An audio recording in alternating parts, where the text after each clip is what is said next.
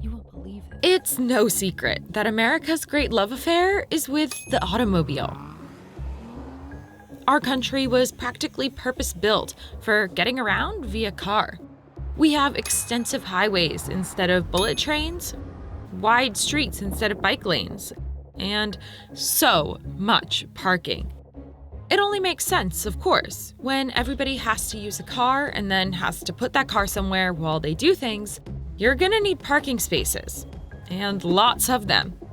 Especially in cities where there was no culture of walking or public transportation, like Los Angeles, Seattle, Detroit, and even Canadian cities like Ottawa and Vancouver. So it's no surprise that for a really long time, urban planners thought our problem was that there wasn't enough parking. Cities passed laws that more parking had to be built. Businesses dedicated extra space and funds to parking.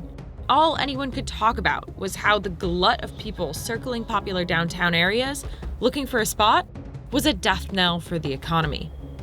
That was a big mistake. From the 1970s to the early 2000s, the prevailing wisdom was that there was not nearly enough parking in downtown areas to support their economic growth. The city's solution? Create something called parking minimums. Any new projects had to have a certain percentage of the project be off-street parking. Even though the amount of parking increased substantially, it seemed like there was never enough. So city planners kept pushing for more parking. This movement was responsible for the destruction of many historic buildings and neighborhoods across America.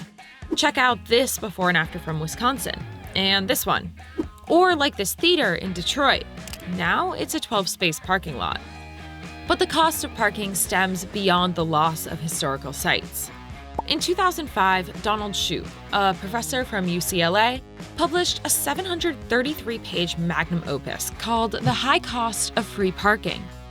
Professor Shoup waged war on the idea of parking minimums.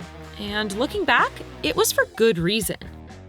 From his research, Shoup discovered that more than 30% of the area in many downtown commercial cores is taken up by parked cars. And in many places, there are 4 times as many parking spaces as there are vehicles. Shoup says that in Los Angeles, parking takes up 40% more land than all the freeways and streets combined. Another more recent report from Eric Scharnhurst at the Research Institute for Housing America used satellite imagery and tax records to tally on-street parking, surface parking, and garage parking in 5 cities: New York, Seattle, Philadelphia, Des Moines, and Jackson, Wyoming. For example, in Des Moines, there are 18 times as many parking spaces per acre as households. In Philadelphia, there are 3.7 times more parking spaces than households. And to make matters worse, most American parking garages sit relatively empty. In Des Moines at midday, one publicly funded parking garage was just 8% full. Outside Seattle, it was only 43% full.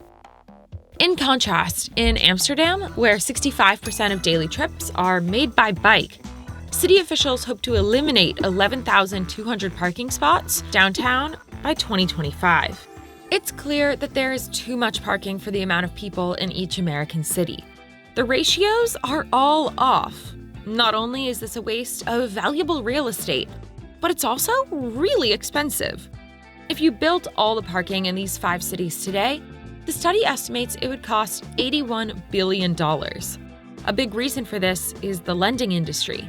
They insist on outdated parking formulas as a condition for financing new construction, which restricts small and local businesses. Some of these business owners and developers can't afford enough of the valuable downtown real estate to reach parking minimums. So either their loans are more expensive or they are denied entirely. And sometimes, to afford all that parking, they have to hike up their prices, which doesn't help sales. Of course, that's assuming that businesses can even overcome the last and possibly the most difficult problem. It's actually easier to show rather than tell. Experts call this unwalkability. In contrast, a walkable area, like, say, the West Village in Manhattan, is much better for businesses, and people like them a lot better. It's why they're generally popular areas.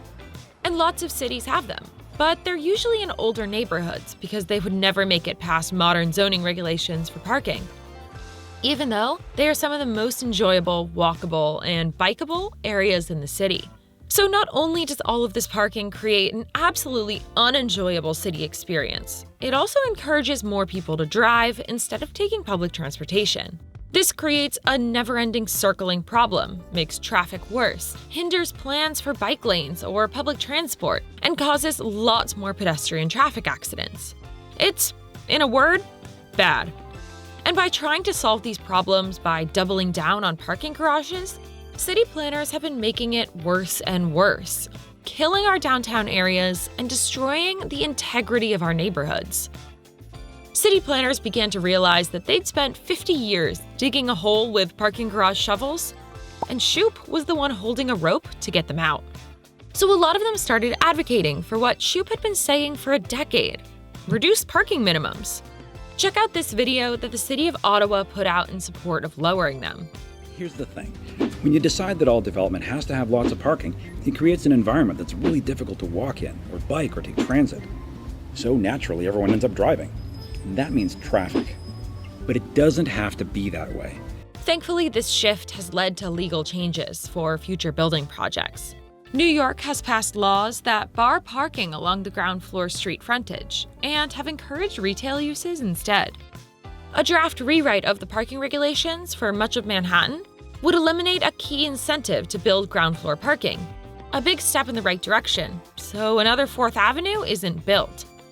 In Columbus, Ohio, downtown business owners, who also want parking spaces freed up for customers, are chipping in $5 million initially for a program to pay for their workers to take a bus, rather than their cars, to work. More than 40,000 workers would qualify starting in June. A 3-month test last year resulted in 12.2% of downtown workers taking the bus, nearly double the 6.4% who did before. This significantly reduces the amount of cars circulating in downtown areas and encourages less driving across the board. So instead of driving straight into a downtown area, visitors are encouraged to park at a public transport hub and take that into a downtown, or to bike there. City planners don't think that this is going to change overnight, but they hope that moving away from the car will give downtown areas the room to breathe. But what will be done with all the parking that already exists? The National Association of City Transportation Officials has suggested in a recent study that parking garages could be turned into bike parking, small green spaces or parklets for pedestrians to enjoy, or could be pickup and drop-off areas for driverless vehicles and ride-hailing services like Uber and Lyft. With the increase in use of ride-sharing apps and the potential for autonomous vehicles, parking garages may become a drop-off and pickup point for these purposes. Unfortunately, there are still advocates for outdated parking garages and advocates for just not changing the status quo. But that's not going to bring our downtowns back to life. Only stopping parking garages from taking up valuable ground floor real estate and killing our downtowns is going to do that. How do you feel about all of this? Let us know in the comments and make sure you tune into Who Knew Wednesdays at 8 p.m. We'll see you next time.